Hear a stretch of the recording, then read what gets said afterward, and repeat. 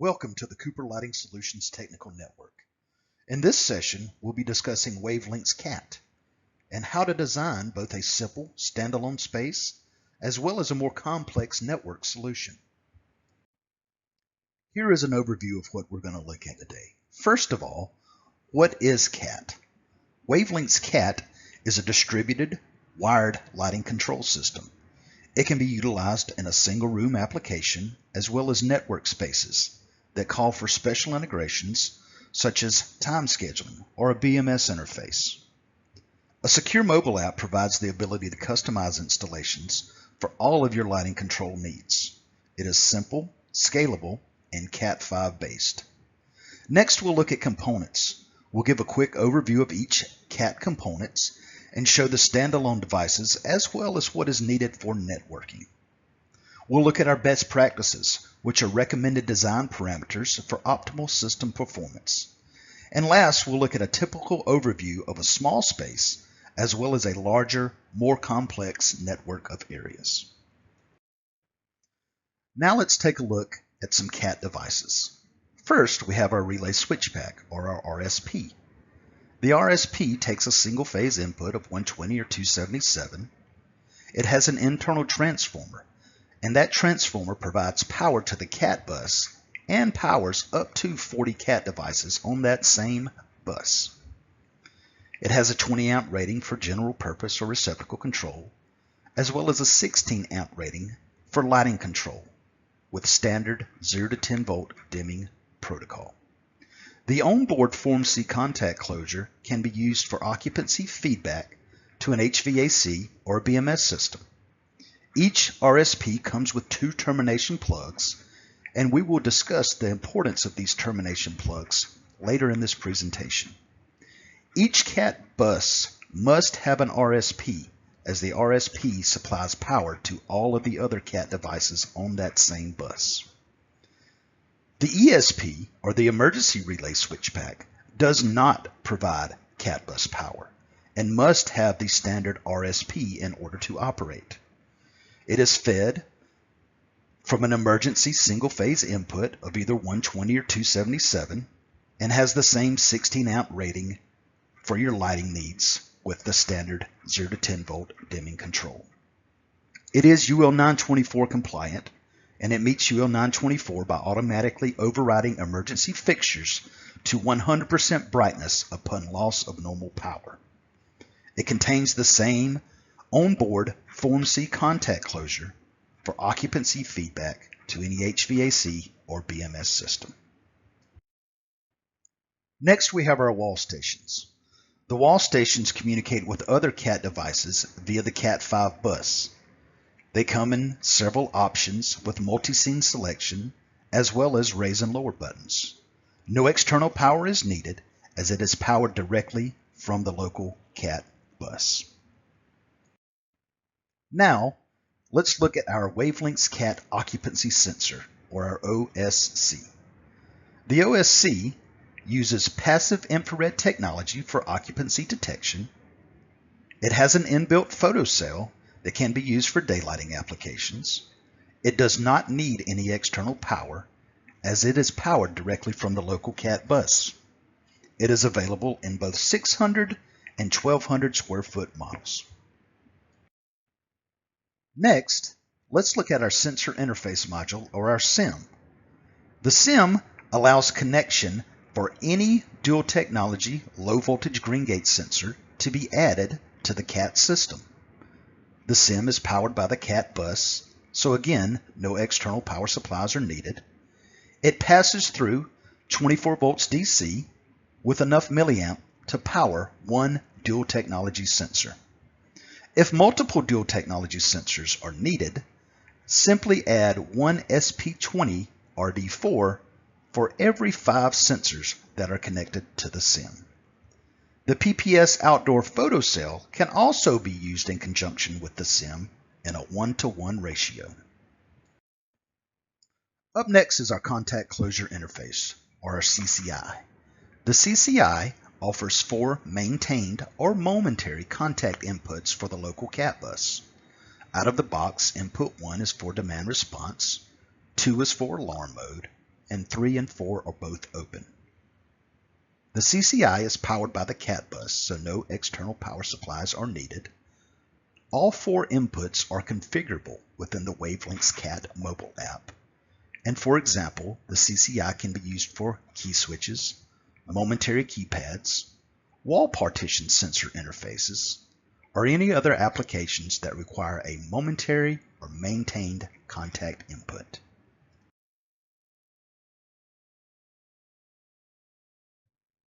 Now let's take a look at our Bluetooth Programming Interface, or the BPI. The BPI uses a Bluetooth Low Energy radio that allows wireless communication between the local CAT area and the WaveLinx CAT mobile app. Again, powered by the CAT bus, so no external power supplies are needed, and we do recommend at least one BPI per project. Also, it is recommended that the area is to be wired with a wall station at one end of the CAT bus run. This will aid in commissioning by being able to connect directly to a CAT port on a wall station rather than needing access to ceiling devices such as switch packs or sensors. Now that we have reviewed all of the WaveLinx CAT devices, let's take a quick look at the WaveLinx CAT mobile app.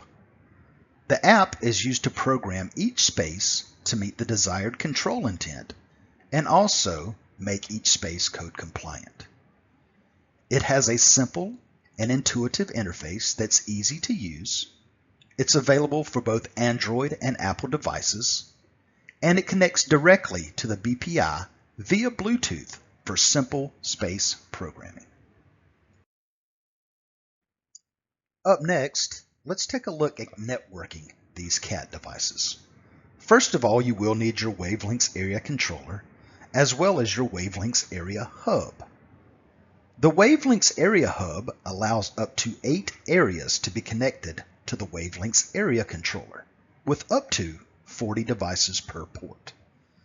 The area hub aggregates the network traffic from the connected downstream zones and relays that information back to the area controller.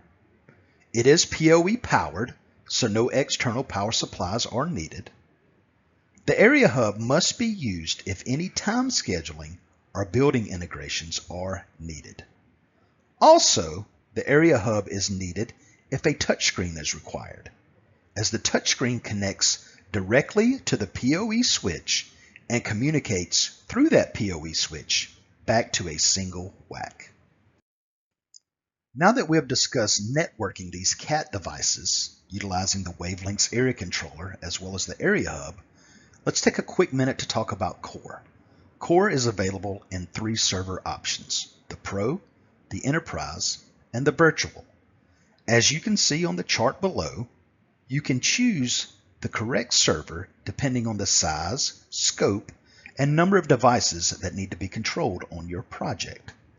The benefits of Core will give us BACnet integration, API streams for integration with third-party devices such as audio-visual equipment, Meco Shade integration to control Meco Shades via a MecoNet controller, OpenADR demand response, an occupancy dashboard, as well as a graphical floor plan that will provide system control as well as system monitoring.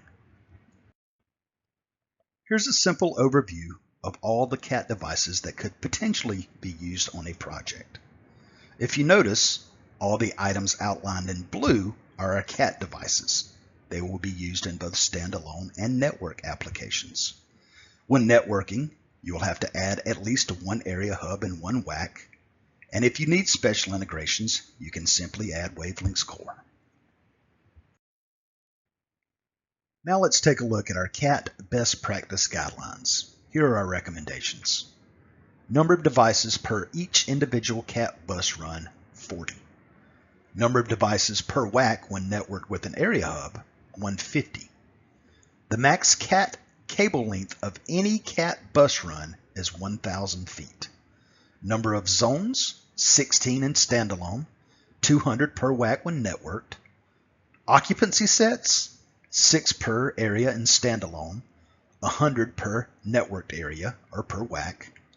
7 scenes per area. CAT bus termination. All CAT devices must either have a CAT cable or a terminator plug installed in all RJ45 ports. There will be a visual on the next slide showing these terminations. The power supply. The RSP, or our relay switch pack, is normal line powered. It also provides power to the CAT bus. The ESP is emergency line power. It does not provide any power to the CAT bus. All other devices are powered directly from the CAT bus. The area hub and the area controller are PoE powered. The chart below also shows typical control types for standalone and network spaces. When scheduling, demand response, graphical floor plans, occupancy reporting, BACnet, or system health monitoring is needed, we will have to go to a network space with core. Here's an example of a simple space. We have a single zone of normal and emergency lighting, as well as plug load control with an occupancy sensor and 3-way dimming. Here we show that the BPI has been added for integration with the WaveLinx app. Notice that we have connected the BPI to a wall station. It is recommended to have a wall station at least one end of the CAT bus run in order to ease commissioning by not having to gain access to a RSP or to a sensor mounted in the ceiling or the plenum space. Finally, we show that the BPI can be removed and terminator plugs are added to each end of the CAT bus run. Now let's discuss CAT networking. As you can see, here are the same devices that were used in the standalone example on the previous slide. However, they're now connected to the WaveLinx area hub. The area hub then connects to the PoE switch via Cat5 cable. Keep in mind that all CAT connections from the area hub to the PoE switch must be 300 feet or less. You can also see that the area controller is connected to that same PoE switch. Keep in mind your limitations. The area hub has 8 ports with up to 40 devices per each port. The area controller can effectively communicate with 150 CAT devices. If additional PoE switches or area controllers are needed, simply daisy chain from one PoE switch to another and repeat the design process. We will look at an expanded design on the next slide. Here's an expanded view of a network scenario. As you can see, we have multiple area hubs connected to multiple PoE switches that all tie back together to one area controller. Also, in the bottom left, we've added a touchscreen. The touchscreen must be connected directly to the PoE switch via CAT cable. The touchscreen can only control devices that are associated with the specific area controller that the touchscreen is paired to communicate with. Keep in mind your rules. Each area hub has 8 ports for connection of up to 40 devices per port, and each area controller can effectively communicate with 150 CAT devices. Here is an example of how we would tie our network system into WaveLinx Core. As shown below, we have a network of CAT devices, PoE switches, and now multiple area controllers. Keep in mind your rules that you can only associate 150 CAT devices per each area controller. Also, the touchscreens, or any other wall stations, can only control those devices that are paired with each area controller. They cannot act as a master controller for an entire facility. If global control is needed from one single point, that command must come through the core software. This design can be repeated for larger facilities that will require multiple area controllers. Here are some additional designs that we can utilize by using our sensor interface module as well as our contact closure interface. The SIM can be used to communicate with any of our ceiling-mounted dual technology sensors. Multiple sensors can be used with the addition of an SP20 RD4 switchback. The SIM can also be used to interface with a dual technology low voltage wall box sensor. Also, it can be used to communicate with a PPS5 for dusk to dawn control of exterior luminaires. The CCI can be used to communicate with our GMTL locking switch or our standard GMDS paddle station. Also, the CCI can be used in conjunction with the IRTR for a smart wall partitioning interface. Thank you for attending this overview of our WaveLinx CAT design training. Here are some key takeaways. Remember that you can have up to 40 devices per each CAT bus with a maximum of 1,000 foot of CAT cable. Terminator plugs must be installed on each end of a standalone CAT bus. The WaveLinx Area Hub allows up to 8 areas to be connected to the WaveLinx Area Controller with up to 40 devices per port. The Area Hub must be used if touch screens are needed or if any scheduling or building integrations are specified. The WaveLinx Area Controller can communicate with up to 150 CAT devices. WaveLinx Core is needed for any special integrations such as BACnet, API, or graphical floor plans. For access to our most up-to-date best practice design guides, please visit the WaveLinx controls page on the Lighting Exchange website. Thank you and enjoy your day.